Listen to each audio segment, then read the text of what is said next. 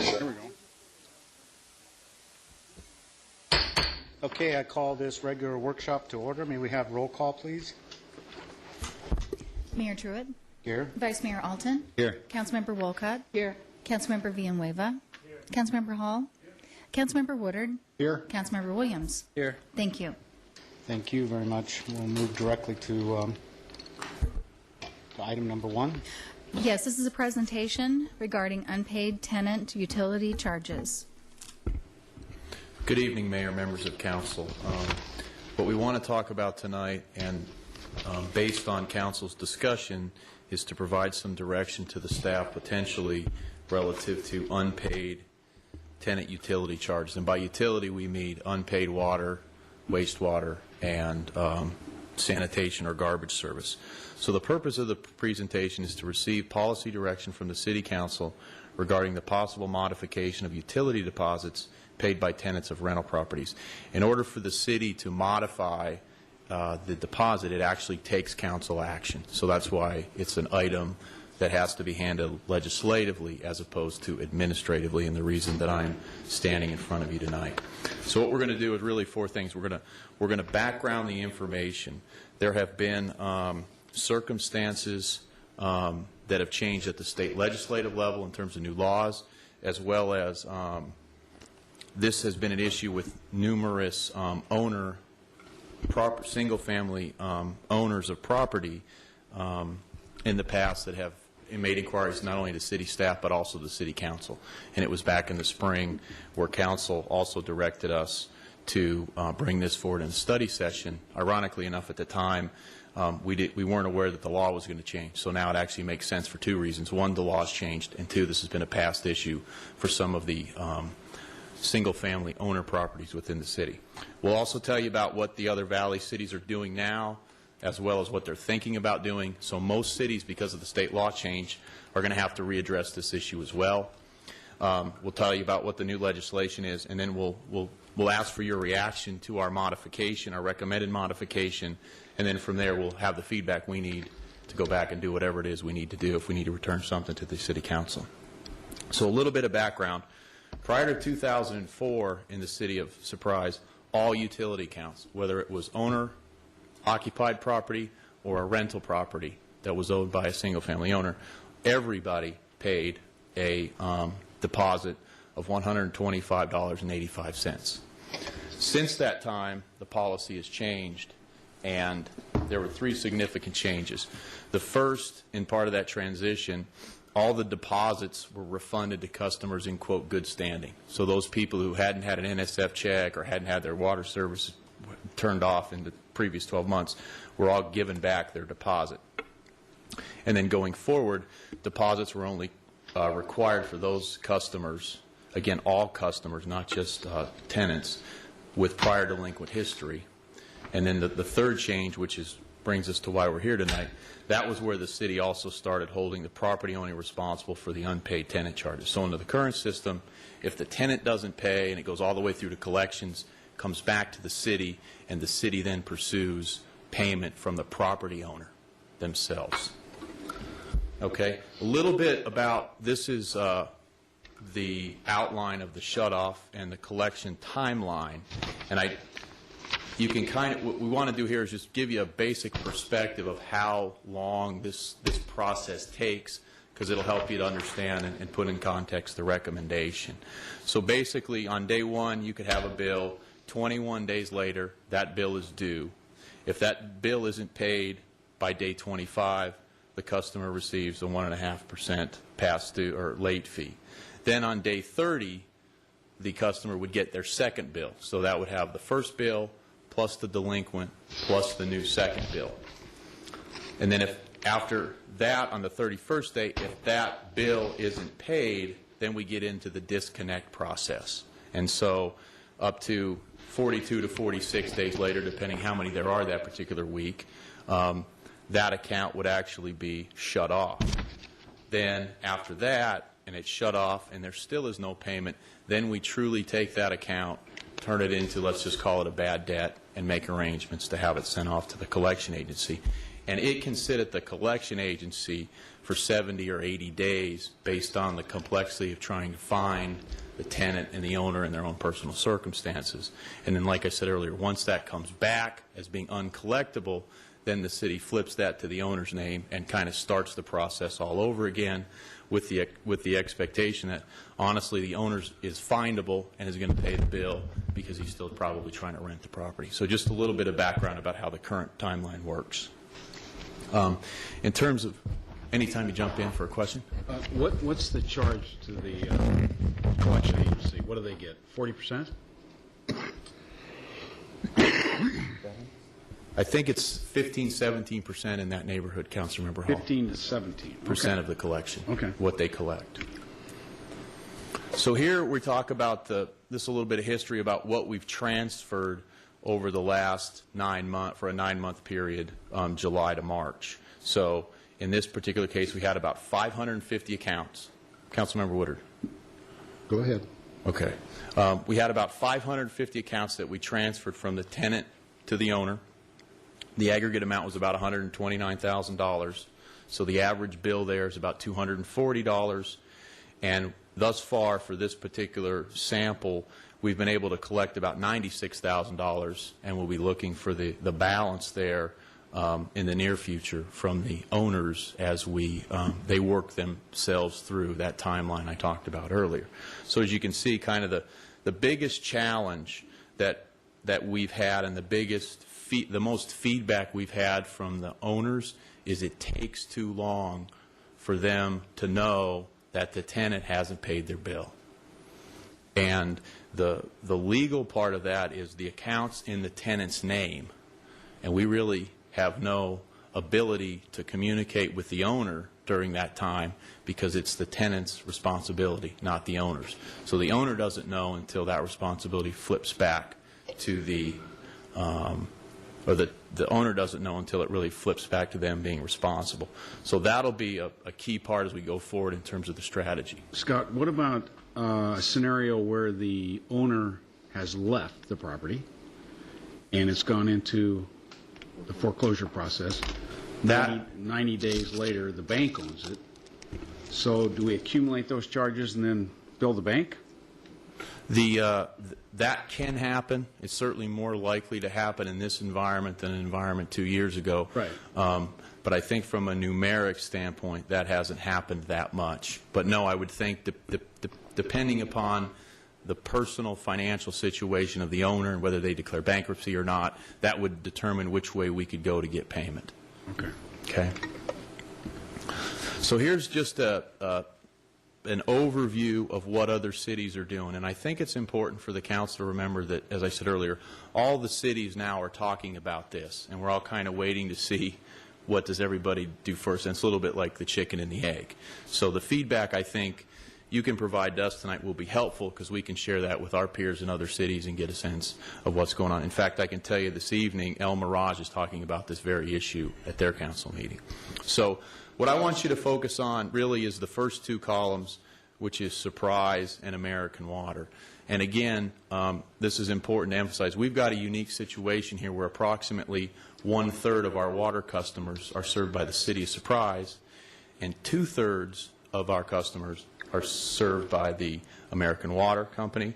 And then to further make us unique from other cities where they're sort of responsible for all the water, is we contract with American Water to do all of the customer service, all of the bill processing, all of the collection process. So we have some limitations in terms of we're basically buying their structure and their system, and if we deviate too far from that, then that'll have a financial impact to us, as well as, and this is important for council to consider, it will confuse the resident. Because if all the rules I just laid out about that collection timeline, that's the same collection timeline that Arizona American follows. So if the city's rules differ from Arizona Americans, you're going to have sort of two sets of rules within the city of Surprise, and council should be aware that that might be too confusing in terms of how we go about collecting delinquents payments. So, Scott, can I ask a question? sure. Service denied. Peoria denies service. They do now. they won't be able to under the new law. Under the new law? We'll talk about Okay. that in a minute. So that's, all right. Yeah. So let me walk you down the categories.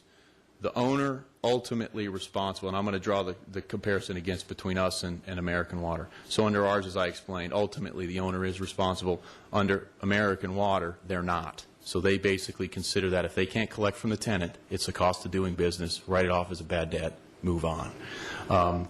Service denied, as Councilmember Hall just pointed out, neither us nor Arizona American Water do that. Peoria does do that, and they'll have to change that practice under the new law, and I'll explain that in a minute. Renter deposit at activation. We don't have it at activation. As I talked about earlier, we have it when they don't become a customer in good standing. They have a disconnect, those types of things. And it's all the other cities, basically, for our comparative purposes, it's important to point out, have a deposit at activation. It varies, as you can see in the bottom, anywhere from $50 for one service or for two services up to $200. And then the owner deposit, it's a mixed bag, most heavily weighted towards not doing it. So just gives you a sense, kind of an inventory of what's going on out there. And I think it's important to emphasize two things here again. We're buying into the Arizona American Water system, so we're somewhat limited in our structure. And all the other cities basically own their own customer service and operate their own customer service center. And then in our case, as it relates to the owner responsibility is really the key issue. So this is just history, and I'm sure if I put this up in 2 or 3 months, this would change. And I think the outcome will be everybody will be more similar. And I think intuitively, as we've talked to other cities, that's what we're trying to get to, is a system that might look similar from city to city to city in terms of the structure. I think the deposit will vary by particular city. So let's talk a little bit about, again, about our current deposit practice, and it's based on credit history. So if a person has enough late charges, they have a delinquent shut-off, they have enough return payments, that will flag the system for Arizona American, and they'll be responsible for paying a current deposit if you have all three services of a little over $182, if you have one service a little less than $50. The math on that is basically 3 times your base rate, and that has to do with the 90 days in terms of the size of the deposit relative to what the bad debt might be and the ability of the deposit to cover that bad debt. That's where the 90 days comes from. And then also under the current system, if a customer does meet the criteria for a deposit and then their behavior, if you will, improves, then they can come back to the city and ask for that to be refunded after 12 months of timely payments. Okay, so again, a little more specific about what we do. Let's talk a little bit about the legislation, and then we'll be able to put in context where we think we'd like to go and have your reaction to that. House Bill 2450, effective July 29th, basically says the owners cannot be held responsible. So you can't transfer an unpaid tenant bill to them, nor can you lien the property for anything associated with an unpaid tenant charge. And you also cannot refuse service to anyone other than the person who contracted the service. So that's why Peoria can't do what they do. You can't hold the next occupant hostage for the delinquency of the person who just left. Okay? So the rules change. So what are some of the factors as staff we considered in trying to formulate our recommendation? We certainly need to be consistent with the new law. We talked a little bit earlier in one of my responses that we're sensitive to the ability and the cost to administer. The ability relates to the fact that, again, we're buying into the Arizona American Water system, and we can't change the process ourselves unilaterally. What's the ability of the deposit to cover all or a portion of unpaid amounts? We talked that the average is $240, but nobody's ever average. So there's going to be the case where even if you ask for a $400 bill or a $400 deposit, it's still not going to cover every single unpaid tenant account that's greater than $400. What's the financial impact of unpaid tenant accounts to the ratepayers? In a couple slides, I'll show you what that number is. It's not significant, but again, any dollar matters when you're trying to run a utility on a cost recovery basis. What about the owner's ability to rent the property? If we muss and fuss with this too much and make it too hard, then it becomes too burdensome for somebody to rent and surprise, and they might go down the street to Peoria because their system isn't as complicated, or they don't require a $500 deposit, for example. And we gathered some stakeholders to get their reaction to what we were thinking about doing, and that's on the next slide. And as I said earlier, if, as best we can, if we can try to be consistent with what American Water is doing, then it makes it the same for everybody that lives in the city, the physical boundary of the city. Plus, again, I think if we change it too much, it's going to be more costly to us because they're going to have to maintain a subsystem within their entity-wide system, and they will pass that cost on to us. So those are the factors to consider, and it would be interesting as we go through this if Council has any other ones that we need to be aware of. So we had a stakeholders meetings with the help of the Community Development Director who put us in touch with these people, with the West Maricopa County Regional Association of Realtors. These are really the people who the homeowners contract with to lease the property. And so we had a good discussion with them. It was very informal, and we walked away really hearing three things. Holding the property owner responsible is going to be viewed as burdensome by the property owner, and they won't like that. Deposit not in excess of $250. If you look at what APS does and some other things, you know, they felt like anything south of $250 was explainable, understandable, and acceptable. If you got over $250, they felt it would be burdensome and maybe perhaps affect where people do rent, whether they were deciding to rent and surprise or not. I have a question. And that is, here's a scenario that somebody is 3 months or 2 months past due, and it's all just a water bill, correct? And so we're talking $50 or $100. Right? And there was a reason for them to be past due. Lost a job, sickness, illness. And then they got this letter, and they would like to rehook up or they want to pay the past due, and now it's disconnected. Mm-hmm. But they accumulated money from whatever source. They didn't have it to begin with because they had a crisis. Mm-hmm. And they come to you and they pay the $100 past due. Okay, then now we're going to slap a $250 fee on them. They couldn't afford their payments to begin with. No, I understand your question, and the $250 is not our recommendation in the scenario that you outlined necessarily. But what we were doing is just getting feedback from the industry to say what they thought that deposit, when it got to that point, would be very burdensome. I understand your point. Sensitive. I think it's almost on a case-by-case basis. You can make a policy, but boy, I tell you, if there's a crisis out there and they're trying to do their darndest best, okay, we got to work with them. And I think the ability to make payments, that's fine, but it's got to be commensurate with what the cost or what they were behind. Yeah, and that's a great point, Vice Mayor. And even within the current rules, staff uses their discretion to make those kind of decisions. So think of this as the ability of the city to ask a person to pay a deposit. And the customer service staff and the staff downstairs here, they listen. And if it is a hardship, we do work with the customer, and we'll put them on payment plans. And there's other options to go through before we get to this drastic step. And that will continue.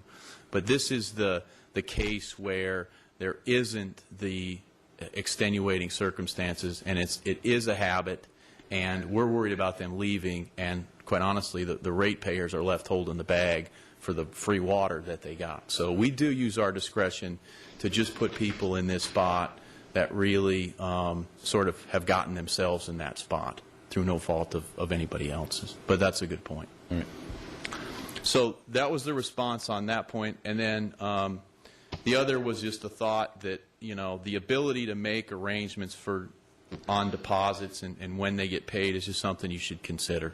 So, and you'll kind of see that reflected in our recommendation, is it's a staging of accumulating of deposit rather than hitting them with all on the front end. So this was one time where it was it was really good to just informally talk to some of the stakeholders and get their perspective, because this is their investment in their property that they're trying to protect. So here's our recommendations and really what we want council to react to and have a sense of how we should approach this. So where we're at is, let's introduce the concept of putting a mandatory deposit of $100 on the front end for all new tenant accounts. Okay? And then sort of the rules stay the same. If the tenant has the same sort of behavior patterns where they don't pay, they give us NSF checks, they get shut off, those types of things, instead of doing a deposit that's $102 and some change, let's do a $150 deposit. So on the front end, we're making a requirement of $100, and then based on their behavior, which they have some control over to the degree they can, minus the conversation we just had about the vice mayor, they can take actions to avoid paying that other $150. And then think about eliminating the opportunity for them to request a refund after 12 months. There's a lot of administrative work involved in that, and under the proposal it's saying we'll give you back the refund when you're done renting. And if you think about renting, it can be longer than 5 years certainly, but I think the rentals are 2 to 3 years in that neighborhood. So we just felt like 12 months is sort of half of that. So what about the concept from, again, back to our criteria about trying to make it as simple as we can, is just hanging on to that until they pay their final bill. We apply it to the final bill. And again, in the case of a certain tenant, it could just be the $100. I think we have a couple questions here. Good, because that's the perfect time. We're ready to turn it over. Perfect. Mr. Woodard. Scott, sometimes these people leave, and let's say they've been a renter for 2 or 3 years, they may forget they have a deposit. And so they leave. There may or may not be a forwarding address that you can go to. I have a property in California, and I had to put up a pretty hefty deposit over there because it's in the desert, and Southern California always has high rates. And at the end of a year, they sent me a letter, and I had the option of getting the refund or just leaving it there, and which I did. I went almost 8 years without ever paying an electric bill because they just kept taking it off the deposit. And I liked that so well that when I used it all up, I sent them another because that way I never have to pay a bill. Can we do something like that where we take it off their water bill? Yeah, if they've got a $150 deposit and their water bill's $50. They have a credit, they have a credit balance of $150. We take it off now; it's $100, and it gives them a little extra money for a couple of months. Mr. Mayor, Councilman Woodard, yes, the refunding process would be the refunded against their final bill. So if they had a $100 deposit, their final bill was $75, then we would take the $75 off of their bill and then send them a check for the $25 balance. But again, we still have the situation of they may not be aware of that. How do we send it to them? What if we send it and it comes back? Well, typically when an account's closing and they notify us it's closing, they give us a forwarding where they're going next. And that's where that $25 refund check would go. So if they're moving from Surprise to Tucson, we would mail them that $25 check on their forwarding address. They have to fill out some paperwork when they close their account. Okay. And we turn that around within 2 or 3 weeks, so we hope by then they'd still be wherever they just went to. Okay. Mr. Williams. Thank you, Mayor. Scott, in this scenario, in these recommendations, is the property owner still responsible ultimately?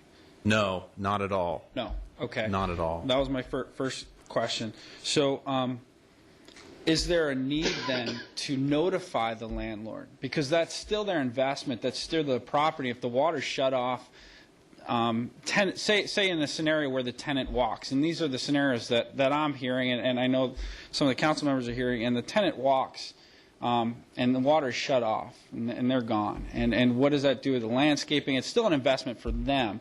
How does the property owner then turn the water back on?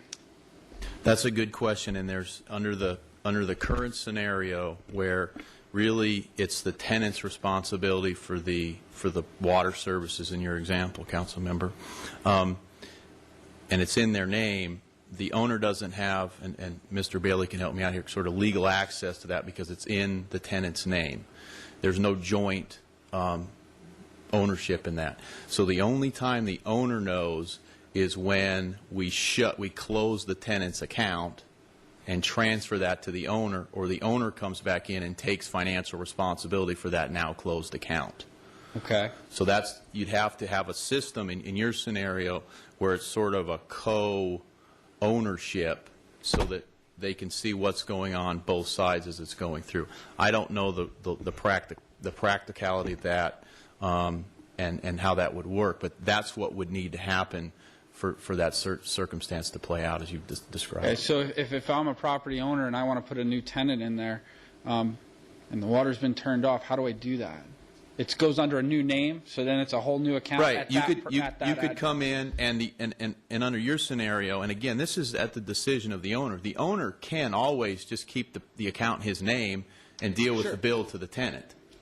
And so that's what would happen in that is when the tenant. But he would get notification at that point because it's in. Yeah, he would literally get the bill, and then he'd have to sort of almost make up another bill to the tenant.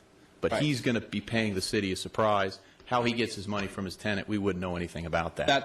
There's an awareness there at that point. They know what's going on, and there's some responsibility there. But I guess so I understand. So if Mike's my tenant and Mike walks, and Skip's going to be my new tenant, Skip can just start the water service and open up a new account at that same property where it was shut off. Right. And under the new law, we can't go after Councilmember Woodard because we can't hold him responsible, or we can't go after Skip for Councilmember Woodard's past consumption. Or me as the owner, you can't go after me. Right. And we can't do anything that prohibits you from leasing and having Skip come in and open that account as a new account. You do that, start up the water, and Right.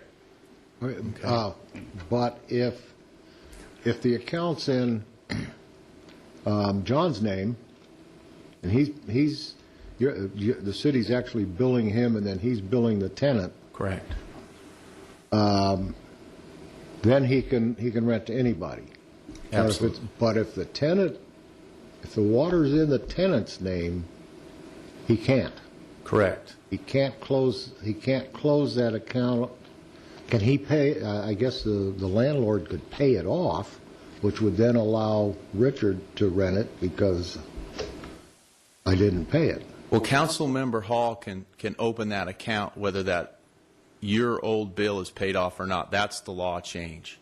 In other words, we can't prevent somebody new from opening that account that wasn't the person who caused the bad debt in this case. Mr. Alton? Yes. Scott, could you, in your application process, get an authorization from the tenant or the applicant to be able to mail notices to the landlord? And it's a written authorization. The tenant, the applicant, signs off on it. You could. The practical application of that, though, would be pretty significant. But to the extent that an individual could elect to do that, we couldn't require them to do that. Okay. It just makes sense that the landlord would want to protect the asset, and probably a very pricey asset at that, more than other assets that they may have. No, understandable, and to that extent. I mean, to the extent that a tenant would elect to do that, or a landlord would require them to do that, they could do that. That was question number one. Question number two is, what is our delinquency ratio? I'm going to turn to Craig and see if he can come up with that while I. Stop sharing. Let me. Is it like 2, 3, 1? We don't have that, but there's two more slides. One of them is numbers about what the financial exposure of this change is, and I think that'll help put this in context. But we'll get back to that after Mr. Villanueva. Yeah, it's not. Go ahead. Mr. Villanueva, you got a question? No. No? Okay. I'd like to come back to my question after you go through the next couple of slides. Okay. This is just the math on the, assuming we had 750 in a given year at the 240 average bill, what the financial exposure of this could be. The first column is the current. That math works out to be $180,000. And under the current system, we're going to get that at some point from the owner, ultimately. Okay, so at some point it might take, months, but we're convinced, unless something really happens to the owner in terms of a bankruptcy, we're going to get all of that money. The next column over puts the change in perspective. So you start with the same 180. If you have the deposit at $100, that's about $75,000 of that recovered. If 20% of those, Councilmember Alton, are delinquent, as we've talked about it for the sake of discussion, and that's the number we've used, then you get a little over $22,000 left. So the exposure or the potential loss under the new system is $82,500, assuming that we can absolutely collect that from the tenant once it goes to collection agency. So that would be the absolute most amount that would be shipped off to the collection agency, and then whatever we collect from that would draw that number down. So this visually just shows you mathematically where we're at. And to put it in perspective, the total billing for the water fund is about $10 million a year. So again, it's not a big percentage, but it is six figures in terms of dollars relative to the rate I payment. understand. Scott, I have a problem, and the problem is that if we have a delinquency ratio of 1 or 2%, it gets to a cutoff stage. And we're thinking about putting a $100 fee on every activation. Just tenants, not all customers. Just a rental. Just a rental single unit. family Rental units. rental units. Isn't that somewhat discriminatory? I'm going to turn to, I hope not, because we're doing it now. Oh, it's not. It is discriminatory, but it's lawful. Tenant classes aren't a protected class constitutionally, so we can do it. Okay. Okay, but my concern is that, are we throwing the baby out with the bathwater? Is this going to affect all citizens in Surprise? Are we mandating a $100 fee, but the impact on this is going to be very, very small, correct? And that's what you said it more clearly than I did. Absolutely. It's just single family tenant relationships that we're talking about applying this to. So apartment houses would be excluded? Excluded. Okay. Exactly. And then the last slide, just sort of on a timeline, shows the current relative to the deposit from what we're proposing. So under the current, there's nothing at the account activation. Under the recommended, there would be the 100. And then once the delinquent history pattern is established, instead of up to the 180,240, we would just do $150. So I think, Councilmember Alton, to your point, what staff was trying to do is acknowledge that, the rules have changed. We've got feedback back from the owners that they'd like for us to do something better than we're doing now, but we don't want to, use a hand grenade to kill an ant here. Right. So we're trying to put something on the front end, so the $100 have some responsibility for the tenant that says if you have these bad habits, you're going to pay us $150 so you can control that. And then, the mathematics of this, we can track this and we can say if this is getting out of hand or if it's in perspective and come back with the appropriate corrective action. But it's kind of one of those where it's hard to speculate what's going to happen. And we're sensitive to what the stakeholders said. We're sensitive to the tenant, and we're trying to sort of balance both sides of that teeter-totter. If the water is disconnected, okay, then the house becomes inhabitable, correct? Correct. That's when code enforcement goes out there and puts the yellow tape on it, or whatever. That's I don't know if they come that's out crime that scene, soon, but yeah. Is there any process where somebody from the city picks up the telephone and calls people, and rather than just, is there a customer service involved in this? Well, there's a notification process. Again, remember they get their first bill, then they get notice they have a late penalty, then they get their second bill with it on it, then they get notice it's going to be disconnected, then they get disconnected. So I lost count, but that's 3 or 4 or 5 times where we're having contact with them in terms of what the next step is. Okay. And again, I think it's important to remember that's the Arizona American process that we're buying into. Mr. Villanueva?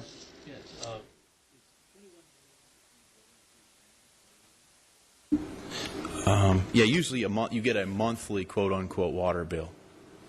And so I'm not sure where you're getting the 21 days from. I'm flipping back to that.